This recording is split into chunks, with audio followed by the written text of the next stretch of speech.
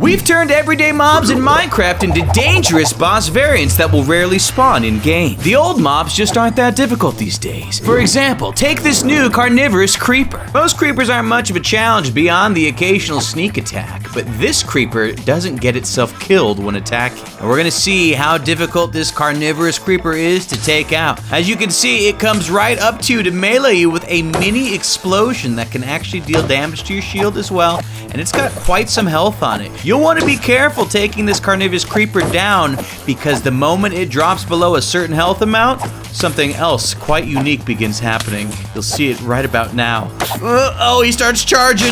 Oh boy! Which means the real way you're gonna need to take this guy out is going to be by handling him from a distance. Otherwise, he will absolutely... Look, you get the idea. All you need to know is that upon killing him, you won't get anything. But if you go back to where the explosion occurred, you'll be given a brand new Carnivorous Creeper head. Check this thing out. You can wear it. And it comes with a unique power, which we'll touch on later. Now, bees are known for only stinging once and then losing their stinger and not stinging again. Not the bold bee, though. Although it only has a low chance of spawning, this bold bee will defend its hive like any other. And on top of that, unlike most bees, it can sting you multiple times. Typically, your bees will only sting you once and then they'll eventually die. This guy's a rare exception. And if you look, we've got infinite poison. This is a special type of poison only found by the bold bee. And on top of that, you may have noticed his health keeps going up. There's a lot going on here.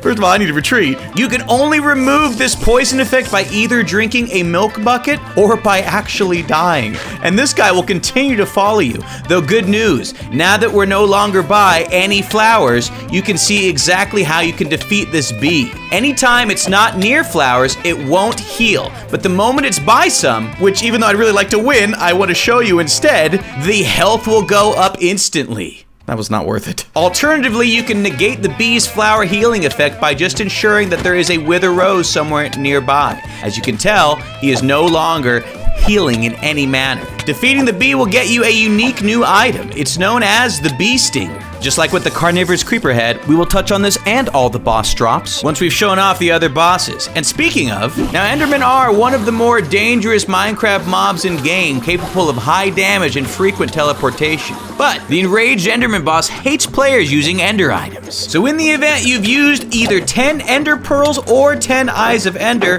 this Enderman has a chance of spawning in. And he means serious business. This guy's got a lot of power attached, and I'm getting swamped by other mobs too. These guys are no walk in the park. Not gonna lie, you're gonna need to be prepared. I mean, he came back at me instantly. Oh man, and check this out, it's his first power. The moment the enraged Enderman hits 50%, he begins healing himself slowly. Now, if you see that he gets back to that power, I'm getting overwhelmed right now. I need a second. But yes, in the event you get him down to half health, every time you hit him, you have a 50% shot of getting an ender pearl. We just got like 3 ender pearls when he did that, but he did heal himself up. He's tough. One more hit, and he's good. Now check this puppy out. This is known as the Enraged Pearl. What's that 10 mean? Well, I'll tell you later. For now, we're in a swamp. Slimes are funny little creatures. Not this one, though. This is the Slippery Slime boss. These boss mobs can spawn on the rare chance that a swamp biome spawns right next to a coral reef ocean. And just like normal slimes, it will create and split off smaller versions of itself. However, this doesn't mean that the slime is getting any weaker. In fact, what it means is that it is taking parts of its health and using them as means to damage you. Because the moment you take out one of the smaller slippery slimes, you'll actually heal up the main boss slime. So choose your battles wisely, lest you accidentally completely restore this guy's entire health. On top of that, though, they pack a serious punch, and you can quickly be overwhelmed if too many of the tiny slimes happen to be nearby. Now, he's not that much more difficult than a regular slime, but his backup can make things a smidge more challenging.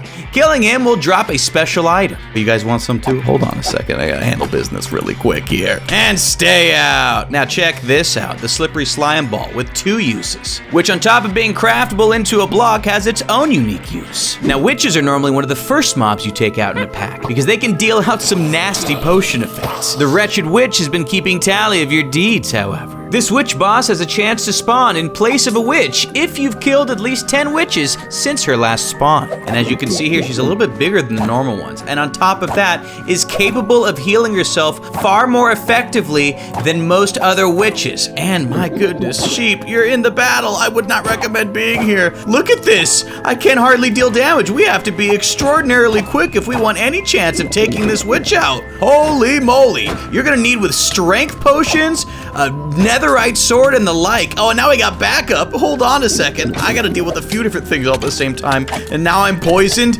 Yeah, I think we might be ill-equipped for this one, guys. I've got weakness, slowness 4. I'm in a lot of trouble here. We're gonna be back with some better gear, I think.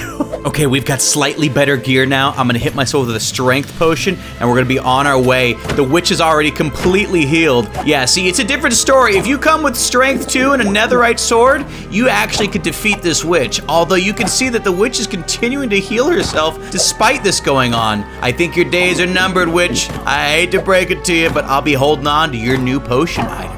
It's a special one. It's known as the Wretched Potion. I'll tell you about this one right now. It's got a bunch of effects: speed, strength, regen, resistance, all bent into one single potion. This is going to be crazy useful in any combat with, well, any other bosses you might come across, such as, snow golems? Yes. Normally, snow golems are passive creatures, quick to aid you in fighting any nearby mobs, and doing it with a smile. However, harsher weather brings harsher mobs, like the Sinister snow golem. This snow golem boss will spawn during any snowstorm that lasts longer than 15 minutes. More than just snowballs, the Sinister snow golem can actually freeze you in place. I am completely contained in ice, incapable of moving, at least until I get freed once again. Now, if you'll notice here, not even our shield can keep us from the chilling cold of the damage dealt by this guy. So you're gonna want to attempt to attack from a distance, a serious distance. We need to maintain one right now. Oh my gosh, he's got the most incredible aim. Eat up quick. Oh man, wait, he's missing right here. Okay, pumped. Get it. Get it. Oh wow. Okay, well, I have no problem cheesing this guy. He was very difficult. And there's our item. Once I get out of this cube.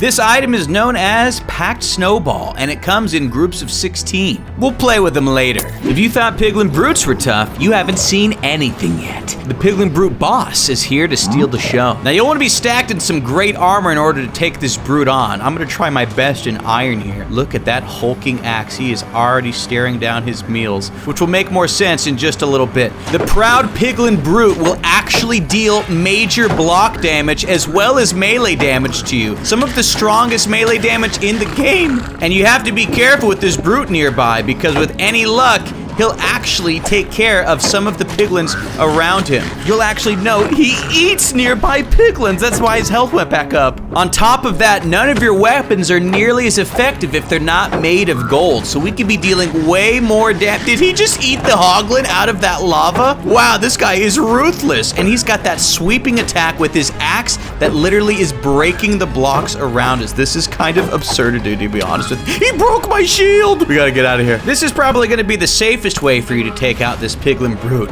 getting somewhere he cannot reach you with his axe. Killing him will get you something special indeed.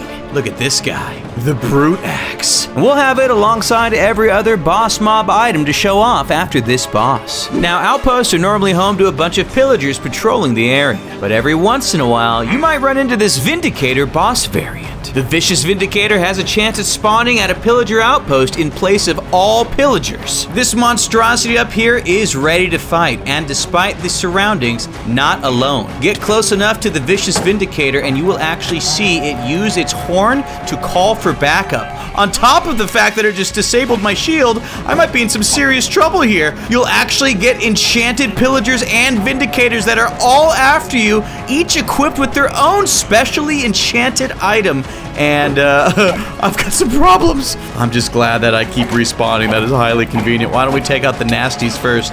There we go. Get myself a couple special items here. Boom! Handle it! Handle it! Oh, there he is! Close! There's an enchanted bow there. We might be wise to take to the skies. Get up here. Can he reach me from here? I don't think so. Look at him. Okay, I'm gonna handle business from afar. That sounds like a good idea. Okay, caught a little breather. I'm going to use the potion I got from the witch earlier, the Wretched Potion. I think that'll help us a lot here. All right, Let's get in. What's good, sucker? All right, couple damage first. He's already calling in reinforcements. Doesn't matter today. I'm gonna handle him. I hope. Oh no, maybe not. I need to stay back. Heal up a little bit. He's getting close. My shield's in good order. Final hit. We got him. And check this puppy out. A very special banner indeed. Although we do have some company.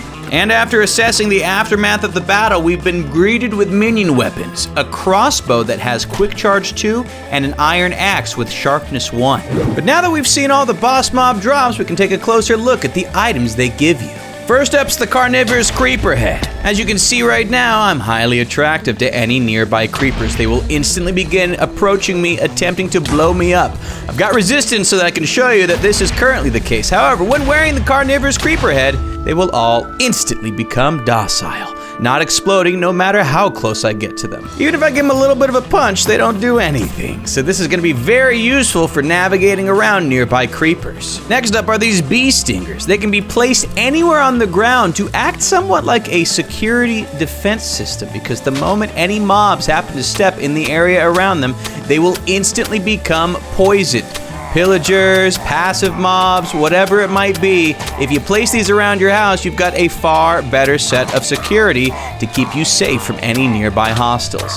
What's more, they'll poison you as well, so I'd recommend you be careful. So how about this enraged perlite? Well, it works very similarly to an ender pearl, except a few differences. First and foremost, you can actually use it to instantly teleport wherever you right-click. And you'll notice that not only did I not take any damage when using it, but you can actually use it up to 10 times per individual pearl. So you can now get around far more quickly and effectively. Check this place out. Coolest village ever. Hey, what do you think of my pearl? Doesn't matter. I'm out of here. Ready to go. That guy sucks. Upon running out of charges, though, the pearl will just break. So now the slippery slime ball and its companion, the slippery slime block. If you were to place a slippery slime ball inside of a brewing stand alongside some given potions, it will actually increase the strength of that potion by 1 full level. Here is a completed version. All of these potions have strength 3. You can do this across the board. Now for the slippery slime blocks, these work very similarly to slime blocks in that they will give you a special little jump when you happen to be on them. Check that out. But on top of that, you can see they've got a little bit of slip to them, so you can actually use this to maintain some serious speed jump gaps. Nice. The Wretched Potion we already covered. It just gives you a bunch of good effects. And the Pack Snowball works as planned as well, freezing any nearby mobs in place the moment they're struck with it. Now check out this Brute Axe here. This thing deals high damage and incredibly high knockback. Works on a lot of different types of mobs. I mean, we're one-hitting iron golems. How about this Ravager here? Wow, a one-hit, but every single time you strike a mob, you can see down below that the durability goes down an insane amount, and you're actually dealt a little bit of recoil as well. Hold on to this weapon for any major boss battle you might have. Now this next one here is the Vicious Banner, and if you've ever come across a pillager outpost, you'll know that every once in a while when you kill the wrong pillager, you'll get slammed with something known as the Bad Omen effect, which, if held while inside a village, will cause a raid to begin. Hey man, I don't know if you're gonna be safe up here. No, now's not the time to rest. There's a raid coming. Alternatively though, keeping the Vicious Banner on you will actually prevent you from being able to get any sort of Bad Omen effect. And coolest of all, holding the Vicious Banner in your offhand slot will actually cause any evokers you happen across to have their drops doubled. Now you can actually get your hands on twice as many of these Totems of Undying as you know. Well, could have used one right there. All right, guys, well, let us know what mob you would want us to update next.